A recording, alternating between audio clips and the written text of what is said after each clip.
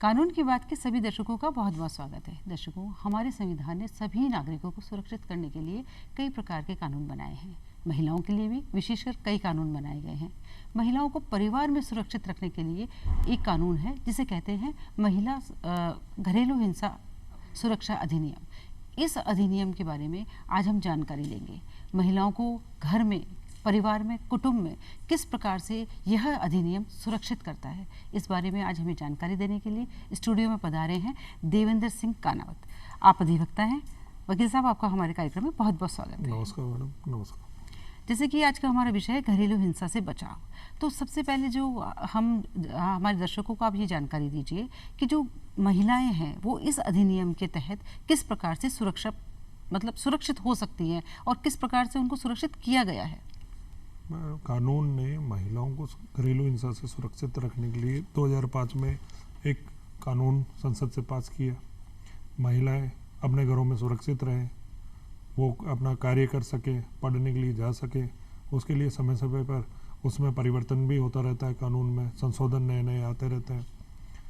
इसके लिए उनको लैंगिक हिंसा, मानसिक हिंसा, आर्थिक हिंसा, इन सब से बचाने के लिए कोर्ट के माध्यम से ये व्यवस्था की गई है कि कोई भी महिला जो घरेलू हिंसा से प्रताड़ित है वो कोर्ट के माध्यम से इस हिंसा से अपने आप को सुरक्षित महसूस कर सकती है। बिल्कुल, जिस प्रकार से आप बताएं कि भाई ये एक अधिनियम इसलिए लाया गया कि महिलाओं को पारिवारिक रूप से उनको सुरक्षा प्रदान करने के लिए है। तो हम अगर ये जानना चाहें कि महिलाओं को किस प्रकार से कौन कौन सी समस्याएं आती हैं जिनको ये अधिनियम कवर करता है, किस प्रकार की मुख्य रूप से अगर हम देखें तो कौन सी चीज़ें हैं? महिलाओं को मुख्य रूप से समस्या आते हैं घरेलू में, जैसे उनको ताने दिए जाते हैं, उनको मानसिक तौर पे प्रताड़ित किया जाता है कि तू दहेज कम लेके आई है या तू पढ़ी लिखी नहीं है, और उसको आर्थिक तौर पे भी प्रताड़ित किया जाता है कि उसको खाद खर्चे का पैसा नहीं दिया जाता। इन कई माध्यम से महिला घर में प्रताड़ित होती है। वो ना तो किसी को कह सकती है अपने ससुराल में, ना किसी को बता सकती है। ऐसी कई समस्याएं होती है जो वो किसी के सामने कह नहीं सकती और वो खुद ही प्रताड़ित होती रहती है। जैसे शारीरिक में मारपीट हो गई किसी बात को लेकर, सासू द्वारा मारना या पति द्वारा मारना, ये तो शारीरिक हिंसाओं में आती है। हाँ, और जिस तरह से और इसमें और किस तरह की है, किस तरह से हिंसा में मौखिक हिंसा भी होती है। आप आते जाते महिलाओं को ताने दे रहे हो, कार्य के लिए टोक रहे हो कि खाना सही नहीं बनाया, खाना आज अच्छा नहीं है, आज तुमने कपड़े से ठीक नहीं पहन रखे, तुम गंवार हो। ये काफी चीजें हैं जो उसको मौखिक, मानसिक और कई रूप से उसको प्रताड़ित कर सकती है। उसका स्तर से ये देखना होगा कि उसका स्तर किस तरीके से। अगर आमतौर पे ही अगर कहा गया है कि मात्र कह दिया है और आगे की कोई बात नहीं है तो उसमें तो हिंसा नहीं है। पर रेगुलरली अगर किसी महिला के साथ ये लगातार हो रहा है, हर बात पे उसको, हर छोटी छोटी बात के लिए उसको टोका जा रहा है, तो वो घरेलू हिंसा के तहत मानसिक और शारीरिक तौर से प्रताड़ित हो रही है वो महिला। भावनात्मक रूप से अगर हम देखें तो महिलाएं अक्सर ये समझ ही नहीं पाती कि ये उनके साथ एक आम दिनचर्या की घटना है या ये उनके साथ हिंसा हो रही है। तो हम विशेष रूप से ये जानना चाहेंगे, क्योंकि महिलाएं क्या है, खुद भी भावनात्मक रूप से कमजोर होती हैं, तो उनको आप विशेष रूप से बताइए कि भावनात्मक रूप से वो किस प्रकार से घर में हिंसा का शिकार हो रही हैं। भावनात्मक तो महिलाओं को खुद को समझना होता है कि उनको रेगुलरली अगर किसी एक ही बात के लिए प्रताड़ित का मीन्स, अगर उनको किसी भी चीज़ के लिए अगर कहा जा रहा है, टोका जा रहा है, बात के लिए अच्छी नहीं लग रही, तुम ठीक नहीं हो, तुम मेरे साथ गलत शादी हो गई तुम्हारी मेरे साथ में, तुम्हारा रहन सहन ठीक नहीं है, अगर ये चीज़ें लगातार हो रही है तो, या पुरुष संतान उत्पन्न नहीं हुई या संतान नहीं हुई है, या तुम दिखने में ठीक नहीं हो, या तुम मेरे साथ जमती नहीं हो सोसाइटी में, या तुम्हारा रहन सहन वैसा नहीं है जैसा मेरा स्टैंडर्ड का है, तो ये कई चीज़ें हैं जो उसको भावनात्मक रूप से हिंसा का शिकार होती है। वो कई महिलाएं कह नहीं पाती इस बारे में। वो ये समझती है कि चलो ठीक है, ये तो मेरे साथ हो रहा है, ये आज हो रहा है, वो लगातार अगर हो रहा है किसी महिला के साथ तो उसको समझना होगा कि ये उसके साथ हिंसा हो रही है घरेलू। बिल्कुल। और जैसे कि ये आपने बताया कि भाई ये तो घरेलू हिंसा के प्रकार हैं जो कि आम महिला ये समझती है कि ये तो उसके साथ रोजमर्रा की होने वाली घटना है, लेकिन ये वो घटनाएं नहीं है, वो हिंसा है। तो अपन जैसे आगे अगर इसके बारे में बात करें तो इसका क्या उपचार है, ये किसी के साथ हो रहा है तो वो क्या उपचार हो सकता है उसको? घरेलू हिंसा का उपचार कानून ने कोर्ट के माध्यम से सहायता प्रदान करने के लिए कानून द्वारा सेवा प्रदाता नियुक्त किए हुए हैं। महिला संरक्षण अधिकारी, महिला आयोग, कोर्ट में कोर्ट, कई पुलिस थाना या आपके पास के, वहाँ आप शिकायत करके और इस चीज़ों से बचा जा सकता है। समय समय पर सरकार प्राइवेट एनजीओ को भी इसकी नियुक्तियां करती है सेवा प्रदाता के रूप में, जहां भी आप अपनी बात को कह सकते हैं। जैसे आपने बताया कि सेवा प्रदाता के रूप में आप ये हैं जा सकती है कोई महिला, तो क्या कोई महिला जो खुद प्रताड़ित हो रही है वो भी जा सकती है, या वो किसी के मार्फत भी अपनी शिकायत दर्ज करा सकती है? खुद महिला स्वयं भी जा सकती है, और अगर किसी आसपास के व्यक्ति को ऐसा लगता है कि किसी घर में किसी महिला के साथ प्रताड़ना हो रही है, तो वो भी उसकी शिकायत कर सकता है। उसके परिवार का सदस्य हो सकता है, या देखने वाला, या कोई संस्था का सदस्य, वो भी ये शिकायत कर सकता है। बिल्कुल, जैसे कि अगर वो महिला खुद नहीं जा सकती, डरती है, और वो किसी वजह से सोचती है कि अगर मैं ऐसे वातावरण में रहूंगी और फिर शिकायत भी करूंगी तो मेरा जीवन और दुर्भर हो जाएगा, तो इसलिए उसकी तरफ से उसके परिवार का कोई सदस्य, कोई एनजीओ या कोई अन्य सदस्य भी उसके लिए जाके शिकायत कर सकता है। बिल्कुल। अब ये तो आपने बताया कि घरेलू हिंसा में शिकायत कौन कौन दर्ज कर सकता है, जो कि एक महिला के लिए जरूरी है, क्योंकि परिवार में उसी माहौल में आप रह रहे हैं और वहीं शिकायत भी कर रहे हैं और उन्हीं के साथ जीना चाह रहे हैं, तो थोड़ा सा दुर्भर तो हो ही जाता है ऐसी परिस्थिति में। साथ में रहना महिला नहीं चाहती कि उसका घर भी उसका खराब हो, डिस्टर्ब हो, उसको अगर कोई शिकायत की वजह से उसको अपने पति का घर छोड़ना पड़े या ससुराल से रिश्ते खराब करने पड़े, तो इसलिए कई बार क्या महिलाएं चुप रहती है, ऐसे मामलों में शिकायतें लेके जाती नहीं है। अधिकतर अपने हमारे समाज में महिलाएं ऐसी है जो वाकई में घरेलू हिंसा की शिकायतें नहीं कर पा रही, वो अपने घर में रह रही है, घरेलू हिंसा का शिकार हो रही है, और उनके लिए ना तो उनका कोई परिवार का सदस्य इसके लिए आगे आता है, ना आसपास के पड़ोस के लोग जो देखते हैं, जिनको पता है कि ये महिला घरेलू हिंसा का शिकार हो रही है, फिर भी उसकी मदद नहीं कर पाते, और अपना परिवार बचाने के लिए भी महिलाएं शिकायत नहीं कर पाती। इस तरह से जैसे कि अपन मान लीजिए किसी महिला ने शिकायत दर्ज करानी है, तो उसका क्या प्रावधान है, मतलब वो कहाँ जाए, कहाँ पर शिकायत दर्ज कराए, और अगर किसी कोर्ट में जाना है या कहाँ जाना है, तो उसके बारे में बताइए आप कि भाई इसकी कहाँ से शुरुआत हो सकती है? महिला अपने साथ होने वाली घरेलू हिंसा की शिकायत अपने निकटतम थाने पे इसकी शिकायत दर्ज करा सकती है। अगर वो थाने नहीं जाना चाहती और वो खुद लिखित में महिला आयोग को शिकायत प्रेषित कर सकती है। इसके अलावा सेवा प्रदाता संस्थाएं, कई एनजीओ जो महिलाओं के अधिकारों के लिए संघर्ष कर रहे हैं, उनमें अपनी शिकायत कर सकती है। समय समय पर कोर्ट द्वारा भी प्रोग्राम कराए जाते हैं विधिक सेवा के, उनके अंदर भी अपनी शिकायत को दर्ज करा सकती है। वो लिखित में, व्यक्तिगत और किसी के माध्यम से भी अपनी शिकायत को प्रस्तुत कर सकती है। बाकी सीधा तरीका है इसका, कोर्ट के अंदर आवेदन प्रस्तुत करके भी वो अपने अधिकारों को सुरक्षित रख सकती है। हाँ, तो वो बताइए कि आवेदन किस प्रकार से प्रस्तुत होगा, क्या इसमें वकील किया जाएगा, और अगर वकील किया जाए या बिना वकील के भी लड़की जा सकती है, या मान लीजिए कि मतलब अगर परिस्थिति ऐसी है कि पैसा नहीं है, तो क्या कोई ऐसा भी है प्रावधान कि भाई बिना वकील के भी उसको मिल जाए, कोई वकील फ्री में भी, कोई ऐसा जैसा कोई प्रावधान है, तो इनके बारे में बताइए आप। वकील विधिक सेवा द्वारा सहायता की जाती है। 125 दिन जो फैमिली के अंदर मेंटेनेंस के लिए महिला को अधिकार प्राप्त है, उसमें वकील की, फैमिली कोर्टों में वकीलों की आवश्यकता नहीं होती है। और घरेलू हिंसा अधिनियम के तहत जो कोर्ट में आवेदन प्रस्तुत होता है, उसमें एक महिला को अधिवक्ता तो करना पड़ता है। अगर वो प्रताड़ित है, अधिवक्ता भी जानता है कि इसके पास आज पैसा नहीं है, जब उसका पति या कहीं से भी उसको रेमेडी मिलेगी तब वो फीस के रूप में चुका देगी। तो वकील ऐसे मामलों के अंदर पूर्णतः महिलाओं का सहयोग करते हैं, उनको कोर्ट में पूरी सहायता उपलब्ध कराते हैं, उनको कानून की राय भी पूरी देते हैं, जिससे वो अपने अधिकारों के प्रति सजग रहे। तो क्या है प्रक्रिया, क्या है कोर्ट की? कोर्ट के अंदर घरेलू हिंसा अधिनियम के तहत धारा 12 के अंदर आवेदन करना होता है महिलाओं को इस आवेदन में जो उसको मूलभूत आवश्यकता है, वो जो अधिकार चाहती है कि वो घरेलू हिंसा से प्रताड़ित ना हो, वो अपने पति को पाबंद कर सके या अपने परिवार के सदस्यों को जो उसके साथ हिंसा करते हैं उनको पाबंद कर सके, उसका प्रावधान है।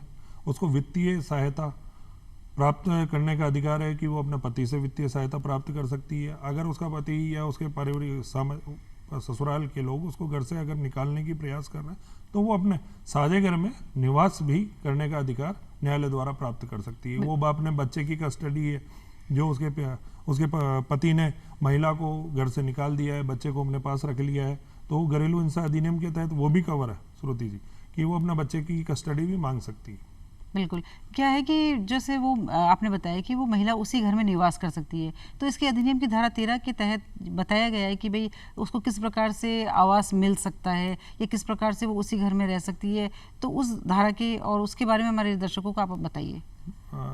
घरेलू हिंसा अधिनियम 2005 की धारा 17, अगर महिला उसी घर में जो अपने ससुराल का घर है या साझाग्रस्ती का घर है उसी में निवास करते हुए घरेलू हिंसा अधिनियम में अपना आवेदन पेश करती है और उसे शक है कि उसको उस साझाग्रस्ती से निवृत्त कर दिया जाएगा, तो महिला धारा 17 के अंदर आवेदन में उस गृहस्थी में निवास करने का अधिकार न्यायालय द्वारा प्राप्त कर सकती है, जिससे कि वो उसी गृहस्थी में रहते हुए अपने गृहस्थ जीवन का भी पालन करे और अपने साथ होने वाली घरेलू हिंसा से भी अपना बचाव कर सके। अच्छा, जैसे उसको मान लो बच्चे हैं और खुद को मालूम महिला नहीं कमाती है, ऐसी स्थिति के अंदर उसको भरण पोषण कहाँ से मिलेगा? तो ये कानून क्या उसको भरण पोषण प्रदान करने की भी कोई सुरक्षा प्रदान करता है? ये कानून बना ही महिला की सुरक्षा और उसके भरण पोषण के लिए ही है कि हाँ, तो महिला बताइए। जो सक्षम नहीं है, जो कमाती नहीं है, कम पढ़ी लिखी है, जो अपने भरण कहीं नौकरी नहीं कर सकती है, उनकी कोई अन्य आय नहीं है, उनको अपने पति या ससुराल वालों से एक आर्थिक संबल प्राप्त करने का भी इसके अंदर प्रावधान किया हुआ है, जिससे कि वो अपना खर्चा चला सके, अपने साथ रहते हुए अपने बच्चों का भी भरण पोषण कर सके। इसकी धारा 21-22 इसमें अनुतोष प्राप्त प्रदान करती है कि वो महिलाओं को उसका आर्थिक रूप से सहायता प्रदान करे।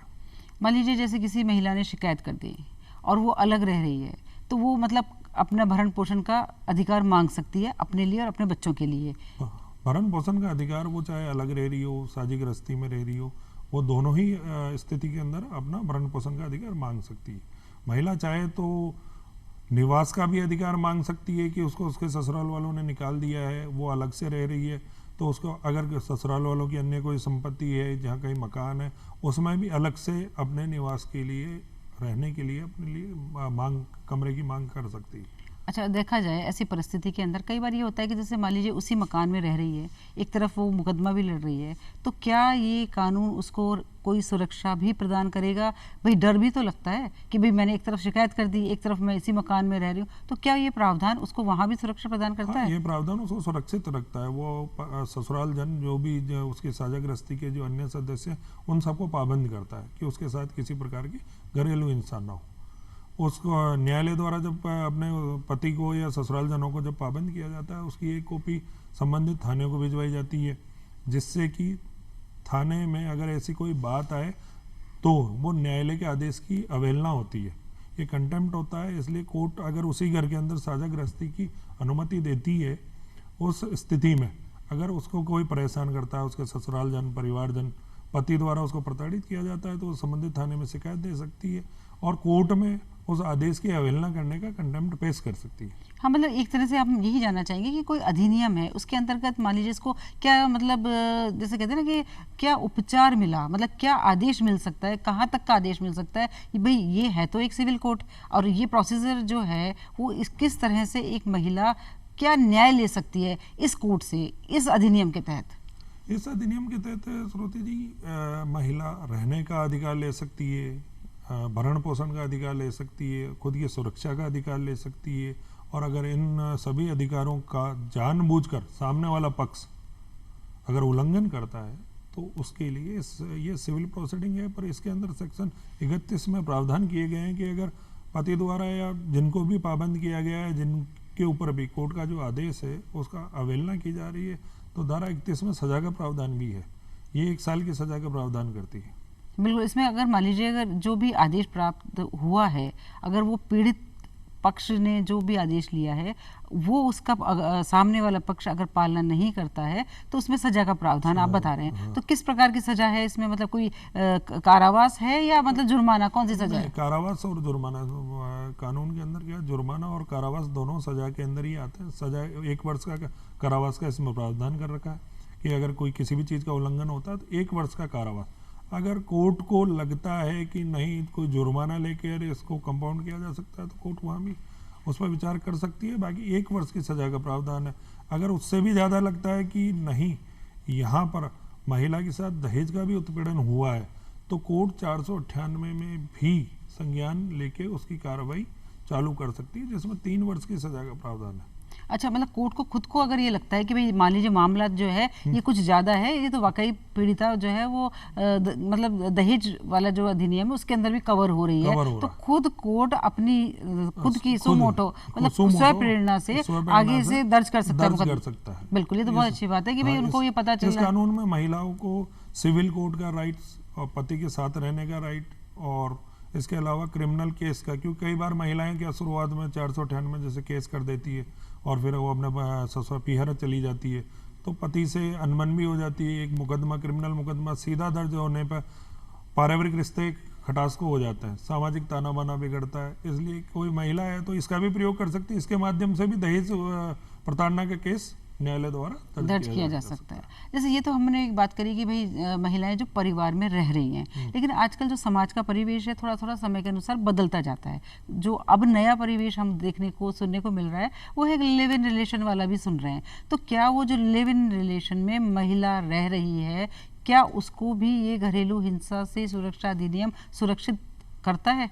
स्कृति जी, इसमें क्या, पहले तो ये एक साझी गृहस्थी, इसके अंदर क्या धारा 2 के अंदर एक वर्ड दिया हुआ है, एक साझी छत, मतलब एक साथ में निवास करने वालों के लिए, उसके लिए एक विवाहित का ही लोगों द्वारा आमतौर पर अवधारणा थी कि एक पति पत्नी के मध्य ही ये घरेलू हिंसा कारित हो सकती है। पर जब ये हमारे देश में लिव इन रिलेशनशिप आया है और कई लड़कियां और लड़के इस कानून के तहत साथ रहने लगे, और कई लड़कियां जब लिव इन में रिलेशन में रहते हुए वहाँ वो प्रताड़ित होती है, और ये कई बार ऐसी घटनाएं सामने आई, उनके लिए कोई रेमेडी नहीं थी। कई मामले कोर्ट में गए, सुप्रीम कोर्ट ने, हाई कोर्ट ने समय समय पर माना है कि लिव इन रिलेशन में, क्योंकि वो एक साझी गृहस्थी, क्योंकि 2 लोग एक जॉइंट छत के नीचे निवास कर रहे हैं, तो उन महिलाओं को भी ये अधिकार प्रदान किया गया है। और अब आज की तारीख में लिव इन रिलेशनशिप में रहने वाली महिलाएं भी घरेलू हिंसा के कानून का प्रयोग कर सकती है, मतलब उनको भी जो है वो इससे सुरक्षा प्रदान वो मिलेगी। इस कानून से सुरक्षा प्राप्त कर सकती है। वो घरेलू वो खर्चे का आर्थिक परितोष का भी इससे प्राप्त कर सकती है, रहने का निवास का भी कर सकती है। हाँ, उनके बीच में कोई कॉन्ट्रैक्ट नहीं होना चाहिए कि हम ये छोड़ देंगे, अगर साथ रहने की है तो उस प्रक्रिया में वो इस कानून का उपयोग कर सकती है। बिल्कुल, तो मतलब एक तो ये हो गया कि जो महिला शादीशुदा है उसको ये कानून जो है सुरक्षित करता है, उसके बच्चों को सुरक्षित करता है, हाँ। और जो लिव इन में भी कोई महिला रह रही है उसको भी सुरक्षित उसको करता भी है। सुरक्षित करता है और उससे होने वाले बच्चों को भी सुरक्षित करता है। करता है। अच्छा, कई बार ये भी देखने को मिलता है, क्योंकि समाज है, समाज में हर तरह की परिस्थितियां हैं, कि झूठी रिपोर्टें भी बहुत होती हैं। जैसा सुनते हैं कि भाई कई बार इस कानून का दुरुपयोग भी हो सकता है या हो रहा है, तो उससे मतलब जैसे किसी के खिलाफ मान लीजिए कोई प्रकार का कोई झूठी शिकायत कर दी गई है, तो क्या भाई उसको भी कोई बचाव है या उसके लिए क्या रेमेडी है? देश के कानून में शिकायत झूठी है या सच्ची है, न्यायालय तय करता है श्रुति जी। कोई भी किसी को भी किसी से, कोई एग्रीव्ड पर्सन है, वो न्यायालय में जाता है, न्यायालय उसकी बात सुनता है, वहाँ पर दोनों पक्षों को अपनी बात रखने का मौका मिलता है।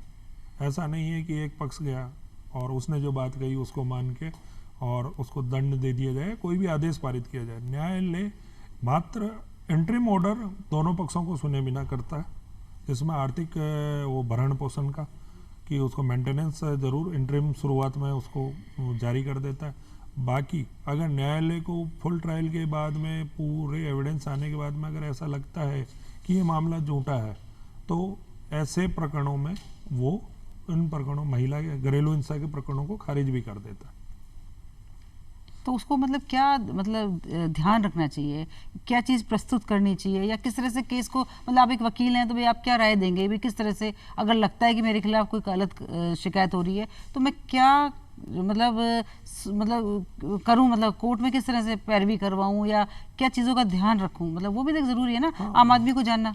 नहीं, पति अगर अपनी पत्नी का ध्यान रखता है, अगर उनकी पत्नी वर्किंग में है, वो अगर जॉब करती है, तो ऐसी कई चीज़ें होती हैं जो अगर वो छोटी छोटी चीज़ें भी अगर एविडेंस के तौर पर कलेक्ट करके लेके आए और न्यायालय में पेश करे, जैसे उसकी वाइफ अगर जॉब पे जा रही है, 10 से 5 का उसका टाइम है, उसके अलावा कोई क्लासेस कोचिंग ज्वाइन कर रखी है, स्टडी के लिए जाती है, उसके अलावा कहीं टूर घूमने जा रहे हैं, और भी कई चीज़ें हैं, वो कभी मंदिर जा रहे हैं या कहीं बाहर चले गए हैं, ये छोटी छोटी चीज़ें वो कोर्ट में प्रस्तुत कर सकता है कि वो उसके द्वारा उसकी पत्नी का कितना ख्याल रखा जा रहा है, और जिससे वो कोर्ट में साबित कर सके कि उसकी पत्नी ने जो उसके ऊपर एलिगेशन लगाया है वो झूठा है। कोर्ट इन फैक्ट्स को देख के ही आदेश करेगी। बिल्कुल, अगर उसके पास कोई सबूत है और वो साबित कर सकता है कि भाई मेरे साक्ष्य, न्यायालय के लिए साक्ष्य बहुत जरूरी है। चाहे कोई भी पक्ष हो, कोर्ट भावनाओं में नहीं बहता, साक्ष्य को देख के ही अपने फैसले करता है। कोर्ट को लगता है कि जो एग्रीव्ड जो पर्सन है वो अपनी बात कहने में सही है तो उसके पक्ष में फैसला करेगा, और दूसरा पक्ष अगर उसे साबित करता है कि ये पक्ष इसमें झूठे तथ्य लेके आया है तो कोर्ट उसकी बात सुनेगा। बिल्कुल, अगर आपके पास सत्य तथ्य है तो आप सत्य मतलब दूध तथ्य का दूध और पानी भी, दूध का न्यायालय दूध पानी, इसीलिए तो हाँ, है। न्यायालय इसीलिए हाँ, न्यायालय का एक मतलब पक्ष ही को- ये है कि न्यायालय दोनों पक्षों को सुनने के बाद में जहां उसको लगता है वो वहीं उसी के पक्ष में फैसला करेगा। अगर आप अपनी जगह लगता है कि महिला ने झूठी शिकायत करी है और ऐसे मामले बढ़ भी रहे हैं और लोगों को ऐसा लग भी रहा है कि हम मतलब इसका शिकार हो रहा है, तो उनको इसके लिए एविडेंस कलेक्ट करना चाहिए, कोर्ट के सामने प्रस्तुत करनी चाहिए, अपने अधिवक्ता को उसके बारे में बताना चाहिए कि मेरे पास ये दस्तावेज है, मैंने मेरी पत्नी को किस प्रकार रखा है, उसको जॉब करने के लिए आज़ादी दी है, वो बाहर अकेली घूमने भी जा रही है। ऐसे कई चीज़ें होती हैं जो वो पति को न्यायालय में अपने अधिवक्ता के माध्यम से पेश कर सकता है। भाई पहली चीज़ तो ये है कि परिवार का मामला है, परिवार में ही सुलझ जाए तो सबसे अच्छी बात है। लेकिन हाँ, कई बार परिस्थितियाँ अगर हाथ से निकल जाती हैं और लगता है कि नहीं यहाँ तो मतलब नहीं हो, अगर कंट्रोल नहीं हो रहा है तो वो न्यायालय की शरण में जा सकती है। और जो अब वकील साहब ने बताया कि इतने सब जो कानून उसको जो अधिनियम के तहत उसको मिले हुए हैं उसका वो उपयोग कर सकती है। देखिए, जो हमारी सरकार है या जो एक वो कानून बना सकती है वो एक कानून का लेकिन फायदा लेना तो आम जनता के हाथ है। आम जनता के लिए उनको अपने अधिकारों के प्रति जागरूक होना पड़ेगा। बिल्कुल, कई महिलाएं देखने में ये आता है कि वास्तविकता में जो घरेलू हिंसा की शिकार महिलाएं हैं वो तो अपने घर को टूटने से बचाने के लिए, बिल्कुल ऐसी चीज़ों के लिए वो शिकायत कभी लेके आ ही नहीं पाती। और कई महिलाएं होती है जिनको कि सेपरेशन में रहना है या जो भी है, दोनों ही तथ्य हैं, ये दोनों झूठ और सत्य इसको कह नहीं सकते और मैं कहूँगा भी नहीं। पर अधिकतर मामले वो आते हैं जिसमें मुझे अभी पति के साथ नहीं रहना। जो घरेलू हिंसा के शिकार व्यक्ति हैं वो देखने में आमतौर पे देखने में आता है, ना तो उनके द्वारा शिकायत की जाती है, ना उनके परिवार के सदस्यों द्वारा कोई शिकायत की जाती है। आसपास देखने वाले भी उसमें मौन रहता है। लेकिन वो मौन नहीं रहना चाहिए। हमारा उद्देश्य यही है कि भाई ज़्यादा से ज़्यादा लोग जागरूक हों, हाँ। और अधिक से अधिक जो परेशान व्यक्ति है वो आए और अपने अधिकारों का जो है वो उपयोग करे, क्योंकि ये कानून बना ही उनके लिए उन्हीं के लिए। बिल्कुल। तो आज आप हमारे कार्यक्रम में पधारे और हमारे दर्शकों को इतनी महत्वपूर्ण जानकारी दी, उसके लिए आपका बहुत बहुत धन्यवाद।